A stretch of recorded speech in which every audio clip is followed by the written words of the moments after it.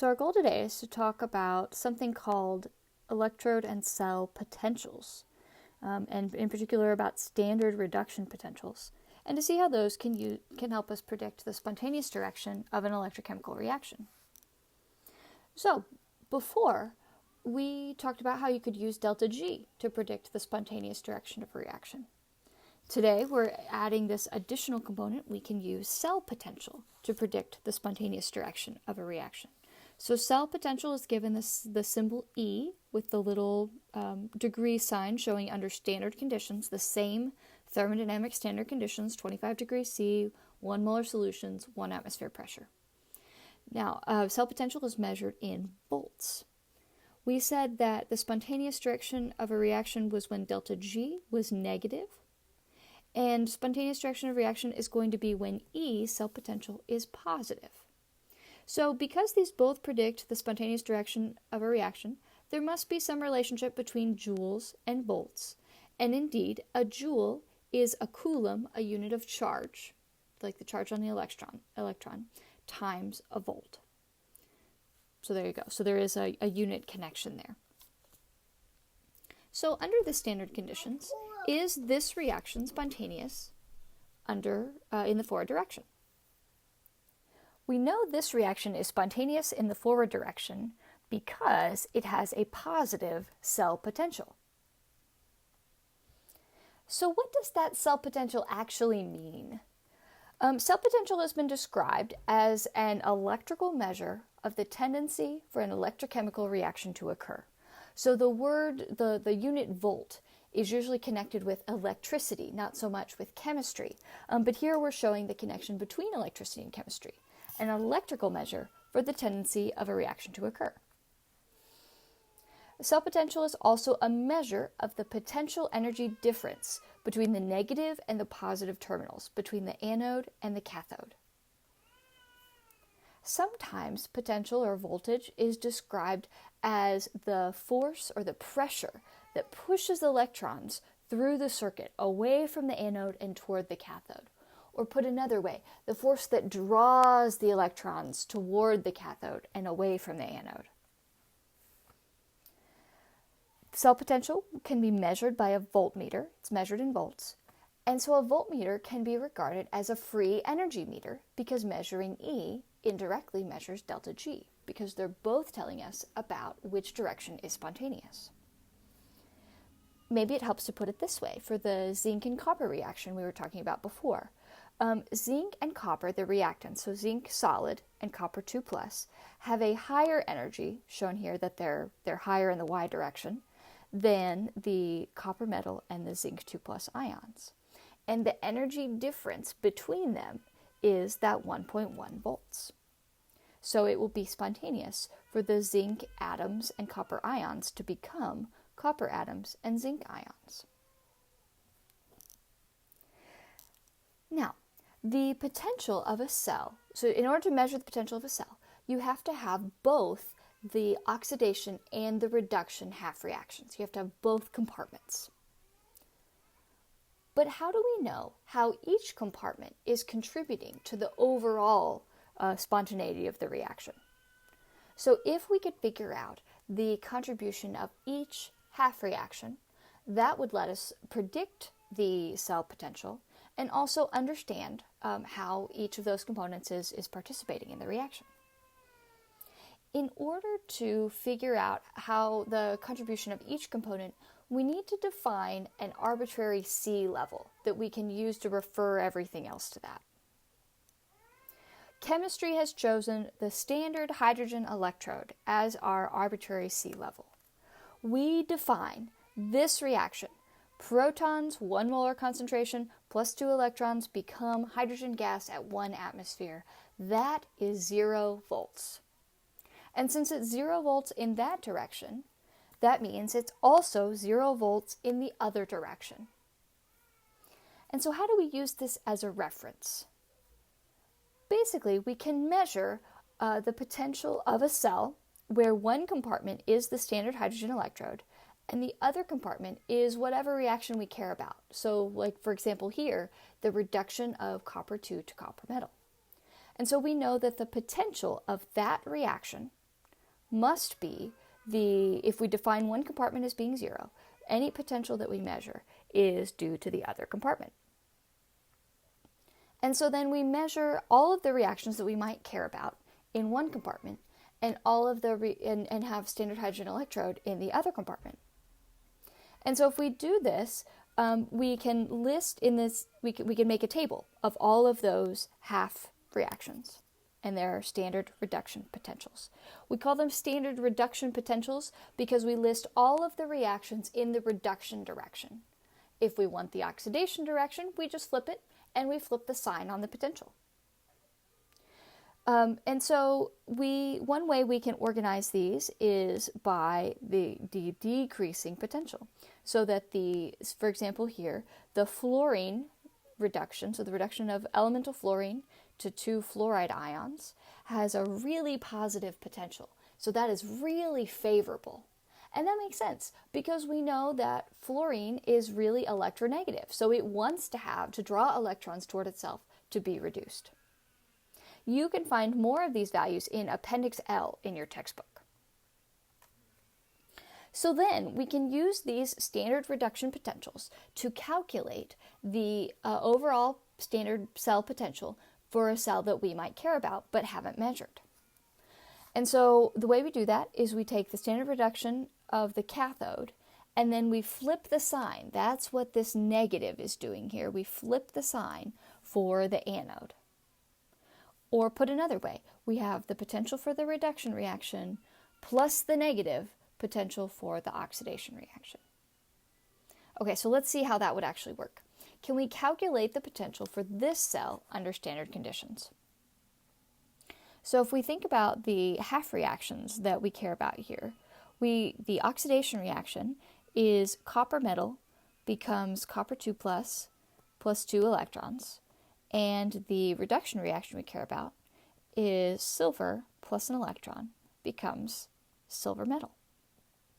Now let's start with the reduction reaction. If we look up this reaction in our table, we see that its standard cell potential is plus 0.7996 volts.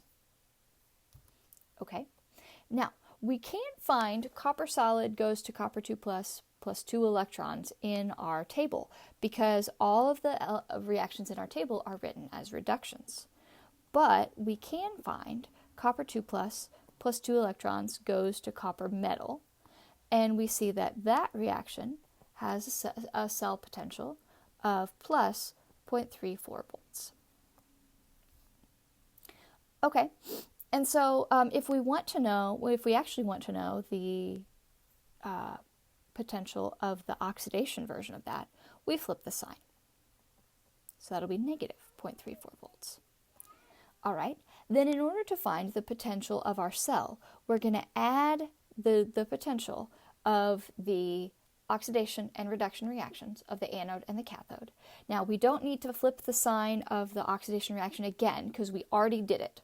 Okay, so we're going to add these two things together, and we're going to get that the overall cell potential, that the sum there of our cell is plus 0.46 volts. Okay, so under standard conditions, the potential of this cell is plus 0.46 volts. Now, notice I did not have to multiply the second reaction by 2 in order to account for the difference in electrons. So the number of electrons does not matter. That's just a property of voltage, not going to matter. Also, you need to figure out what it means to add the negative or flip the sign. So we could have either done 0.7996 minus 0.34 volts, or like we did, flip it, make it negative 0.34 volts, and then add them together. Those are the same thing. So using the standard reduction potential can help us to answer all sorts of interesting questions. So for example, can lead oxidize aluminum under standard conditions? So we'd need to think about the reaction of lead. So that would be lead 2 plus. If it oxidizes aluminum, that would mean it becomes reduced.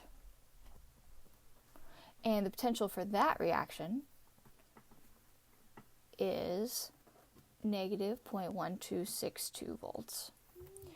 And then we need to think about oxidizing the aluminum. So we can imagine aluminum metal becomes aluminum 3 plus 3 electrons. Now, we can't find that specific reaction in our table, but we can find the reverse of that reaction. And so that would be positive 1.662 volts. Okay, so that's because the potential for aluminum 3 plus 3 electrons becomes aluminum metal is, the standard potential for that is negative 0.1662 volts. Okay, so we flip the sign. Now, if we add those together, we'll see that the potential of the electrochemical cell that would be made by these two half reactions is positive 1.546 volts. So since the cell potential is positive, that means that the reaction that we have here in mind is spontaneous, and so yes, lead can oxidize aluminum under standard conditions. We can also compare oxidizing agents. So which of these would be the strongest oxidizing agent? For each of these, that means that our this component is getting reduced. So for example, Cl2 would get reduced to 2 chlorides.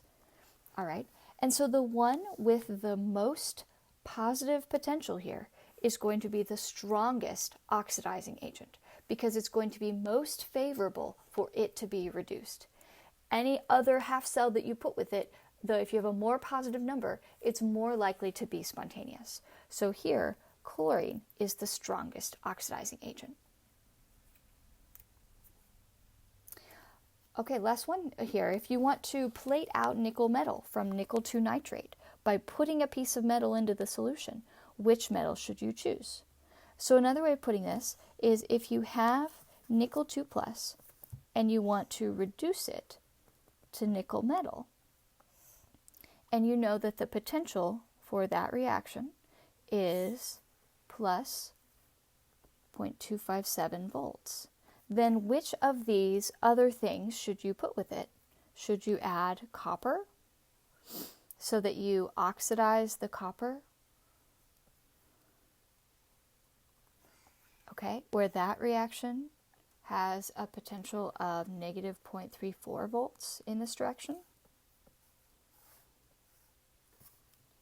Or should you add zinc so that you'll make zinc 2 plus and 2 electrons, and that reaction has a potential of positive 0.7618 volts in this direction, so as written. Okay, so if you combine the nickel and the copper, then you end up with a negative cell potential, so that's not going to work. But if you combine the nickel and the zinc, then you end up with a positive cell potential. So that reaction could happen. So if you want this to happen, you should choose zinc. Now, we said that both cell potential and delta G can predict the spontaneous direction of the reaction. So there must be some mathematical relationship between them. The mathematical relationship is described by this equation. Delta G equals negative NFE. E is the potential in volts. We've talked about that. F is something called Faraday's constant, which tells us the relationship between charge in coulombs, that's that big C, and numbers of electrons. N is the number of electrons that is transferred in a particular reaction. So you need a balanced chemical equation. You need to actually look at the half reactions in order to figure out how many electrons are transferred. Interestingly, delta G depends on the number of electrons, but E, the cell potential, does not. Okay, so here's one of the cells we talked about in the beginning with a potential of 1.1 volts. Can we calculate delta G? You bet we can. So delta G equals negative NFE, so N here is going to be 2 electrons, And Faraday's constant is 96,500 coulombs per mole of electrons. And the potential is 1.1 volts. So if we multiply all of that, we get negative 2,112, 300. Okay, so, and that answer is going to be joules, because a joule is a coulomb times a volt. And so more familiarly, we would say that delta G for this reaction is negative 212 kilojoules. So this reaction is spontaneous, in this, which we predicted using the cell potential.